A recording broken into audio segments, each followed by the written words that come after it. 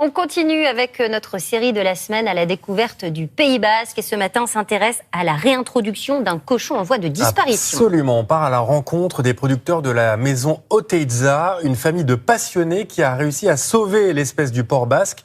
C'est une saga familiale incroyable, vous allez le voir. Elle se déroule dans la vallée des Aldudes, en pleine nature, au milieu de 300 cochons. Magali Defer. Là, ils nous ont entendus arriver, ils se sont rapprochés. C'est la race porc pinot du Pays Basque, avec la tête et le cul noir. Et après, les oreilles tombantes qui font la caractéristique du porc basque. Et ce porc, il avait disparu à la Grande Guerre, parce que c'était un porc pas assez productif.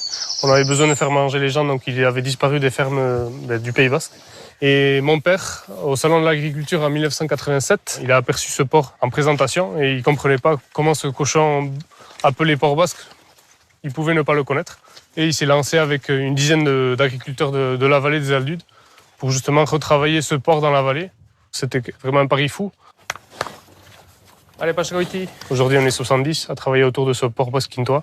Donc c'est quand même une fierté de poursuivre ce que mes parents ont lancé, quoi. Quand ils vont entendre le tracteur revenir, ils vont courir à la gamelle. Ils ont 2,7 kg par jour. On les rationne et comme ça, ils peuvent partir chercher autre chose, quoi. Manger de l'herbe et il faut les inciter à trouver autre chose. Qui marchent, qui courent, qui s'amusent, quoi. C'est un cochon qui prend le temps de bien grandir, de bien se dépenser. Et on le voit, il a toujours la tête baissée en train de chercher quelque chose à manger. Nos cochons ici, ils ne peuvent pas être plus heureux. Ils ont de l'espace, ils ont de la liberté. Donc là, on est à la maternité. Donc c'est ici qu'on fait mettre bas tous nos truies. On sort à peu près 200-250 porcelets par an.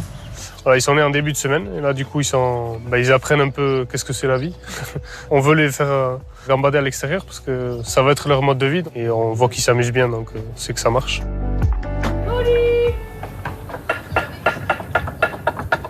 C'est un porc qui est rustique, qu'après 14-15 mois d'élevage en montagne, eh bien, il a une belle musculation, bien ferme et qui donne la tendreté grâce à ce gras. Donc vive le gras, mangeons du bon gras. Donc ici, on est dans le séjour collectif des Aldudes, qui affine à l'air libre, donc aux alentours de 45 000 jambons. C'est des jeunes, ça. Il va sortir d'ici, si vous voulez, quand il aura 22-24 mois d'affinage. Voilà. Donc c'est un espace long, mais ce n'est pas contrôlé par des machines. C'est le climat qui fait le travail. On essaie de perpétuer une tradition qui est très ancienne. Donc aujourd'hui, le jambon du Quintois, on l'exporte sur 26 pays. On fait toute l'Europe et on exporte quasiment une fois par semaine au Japon. Voilà, un peu de Quintois. Vous voyez, c'est un jambon qui est rouge foncé, un peu persillé, voilà, qu'il faut sentir. Ah, les bons senteurs du terroir, de la montagne, des sous-bois.